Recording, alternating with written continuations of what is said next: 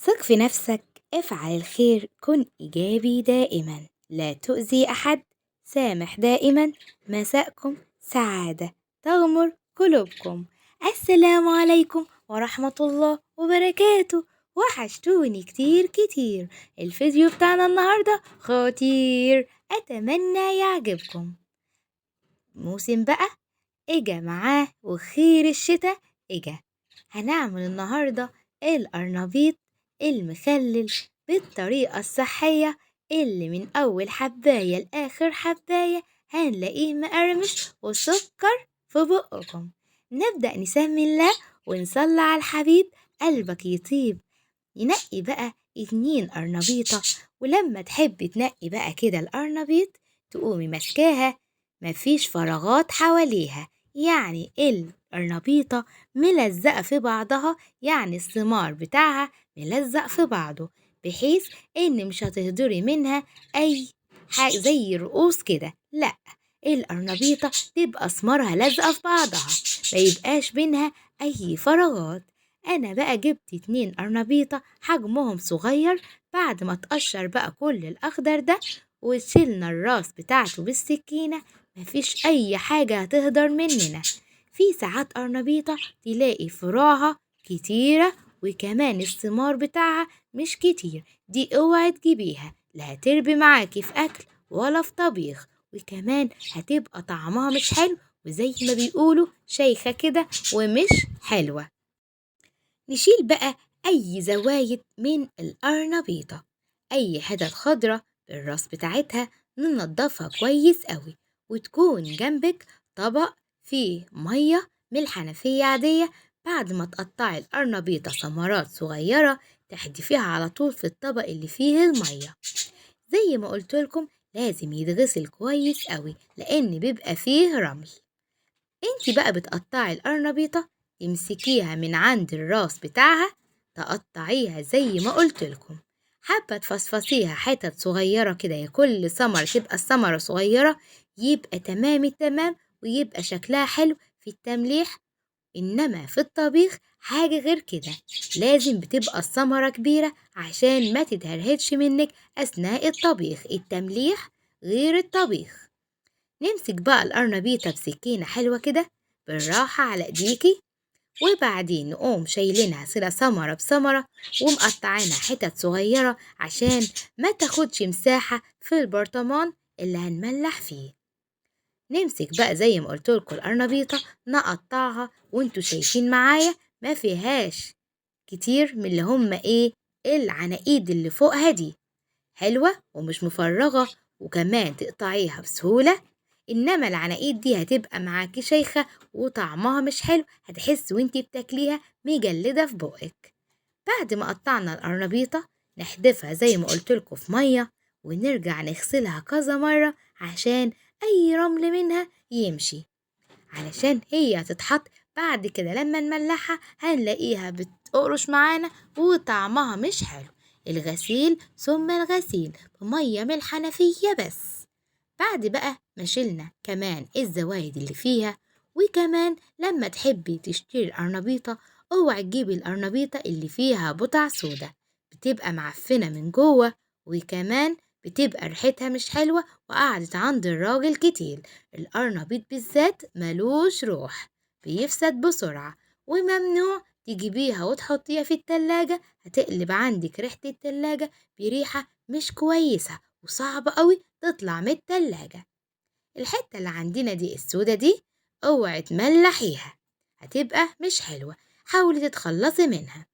هنمسك بقى معانا القرنبيط تحت الحنفية، نغسلها وحداية وحداية لغاية لما تتخلص من أي رملة أو ترابة فيها. تمام كده ماشيين صح الصح.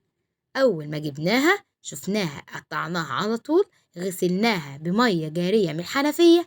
نجيب بقى كسرولة أو حلة عندنا، نحط فيها 2 لتر مية، هنسخنهم على النار. 2 لتر مية عاديين نسخنهم على النار.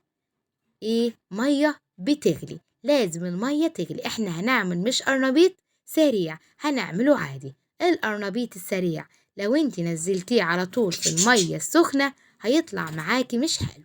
حبيتوا بقى تغيروا لون القرنبيط يبقى لونه حلو كده، هنجيب بقى بنجراية متوسطة الحجم، والبنجر الأيام دي جميل قوي، مش بقولكم الشتاء بيجي بخيره وبجماله. البنجر بقى لما تيجي تشتروه الثمرة تبقى جامدة، ما يبقاش ريحتها عفونة، ما تجيبوش الطرية هتبقى فاسدة من جوه. البنجر ممكن تقشريه وتحطيه في الفريزر للاستخدام، مش هيحصل له أي حاجة، بس أهم حاجة تقشريه، مش القشرة كلها تبقى في السكينة، ممكن تسيبي حتة صغيرة منها تحفظها من الجمودية. بعد كده هنمسك البنجراية، هنقطعها في بولة، هنقطع عليها معانا قرن فلفل حراق، حابين القرنبيط يبقى حر بزيادة أو سبايسي قوي نزود الشطة. نجيب 3 فصوص توم بقشرهم، نديهم دبة كده بالسكينة بقشرهم، أهم حاجة بقشرهم، ما تفدغهاش قوي، عايزاها فردة صغيرة.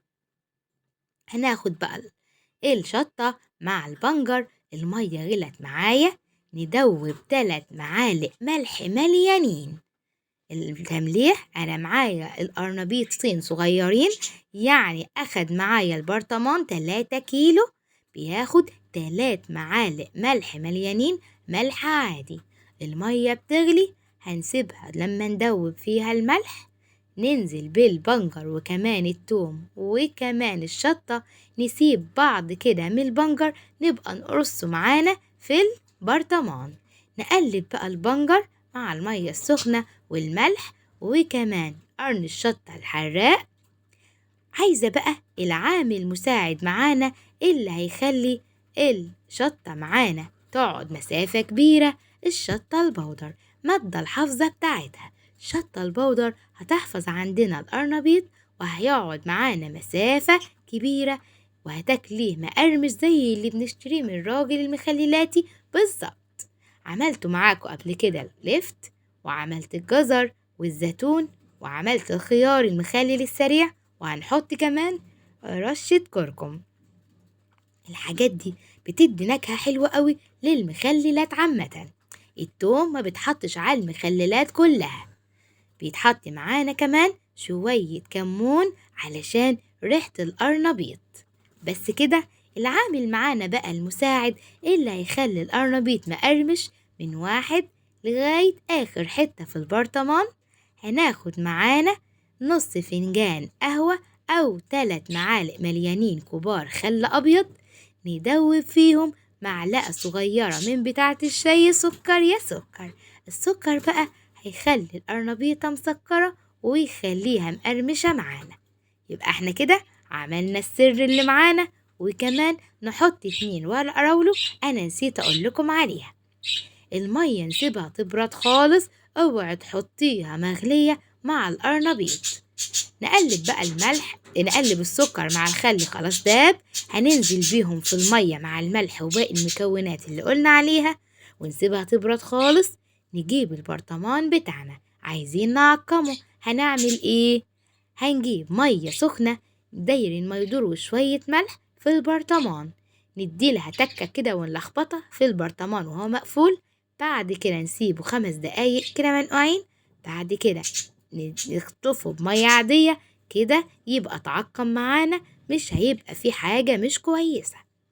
نجيب بقى قطعة بنجر نحطها في آخر البرطمان، وفص توم وحتة شطة. الشطة دي بقى حسب ما انت تحبيها. أهم حاجة تكبس البرطمان الأول من المخلل اللي هتحط عليه، علشان أي حاجة هتخلليها تعوم في البرطمان، بعد كده هتحسيها إن اللي فوق مش مملح واللي تحت تملح. كبسي بإيدك بالراحة أي مخللات عندك، ما تخليهاش تتنفس حبة كده. بصي، مش عايزاها تعوم على الوش أو تحطيها في برطمان أكبر من حجمها، هتشرب مية كتير وهتيجي تمسكيها هتلاقيها طرية ومش مقرمشة.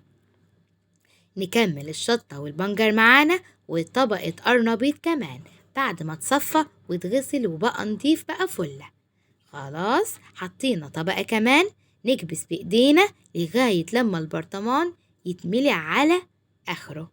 نزود بقى المية بعد ما بردت خالص، نحط بواقي البنجر معانا والشطة كمان، وناخد كده بفنجان أو بكرنيب معانا، نزود المية حسب ما تحب. ما البرطمان بياخد من المية المحلول اللي عملناها، اللي هي الملح، كركم، شوية كمون، شطة بودر، مية البنجر اللي معانا، ولازم تكون بردت خالص ما تكونش سخنة. خلاص نكمل باقي المية بقى بتاعتنا. شايفين لونها حلو ازاي؟ ما شاء الله عليها، مية جميلة.